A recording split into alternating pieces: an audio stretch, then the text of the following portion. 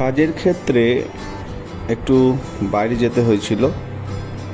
তো বাইরে গিয়ে কিভাবে থাকি তার একটা ব্লগ তুলে ধরলাম। পার্থবন্দি আইকনে সকলকে শুভেচ্ছা। কেমন আছেন সবাই?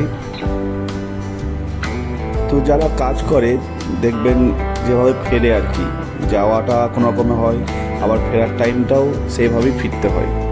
তো চিড়ে চাপটা সেইভাবে বাসে বাদুর ঝোলাভাবে উঠি, তারপরে আবার হাওড়া থেকে ট্রেন ধরি, ট্রেনেও প্রচণ্ড ভিড় কোনো রকমে, তারপরে বর্ধমানে নামি, বর্ধমানে নেমে রাতের দিকে ট্রেন।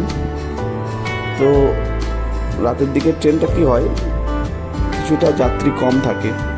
তো যাই হোক, কী করি, একটু চা নিয়ে বসলাম।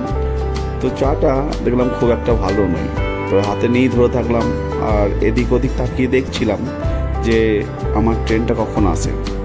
তো যাই হোক, অনেক কষ্ট করে ট্রেন এলো, টাইম পেরিয়ে গিয়ে তারপরে আবার গন্তব্যের দিকে যেতে লাগলাম। তো ট্রেনে চেপে দেখতেই পাচ্ছ বন্ধুরা, প্রায় ফাঁকা,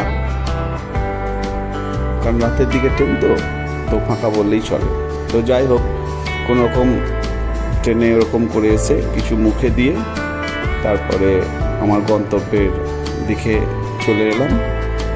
তো হালকা হালকা বৃষ্টিও হয়েছিল, বেশ ভালোই লাগছিল ট্রেনে আসতে। আর জানলার দিকে বসেছিলাম, তো সুন্দর হাওয়া দিচ্ছিল, ঠান্ডা হাওয়া, যেহেতু গ্রীষ্মকাল, তো খুবই ভালো লাগে। তো যাই হোক, সব শেষ করে সিঁড়িতে উঠতে লাগলাম এক পা দু পা দিয়ে। তো ব্লগটা যদি ভালো লাগে, লাইক শেয়ার সাবস্ক্রাইব অতি অবশ্যই করে দিও। ছোট্ট ব্লগের মাধ্যমে দেখালাম যে যারা কাজ করে ডেলি প্যাসেঞ্জারের মধ্যে তারা কীভাবে জীবনযাপন করে।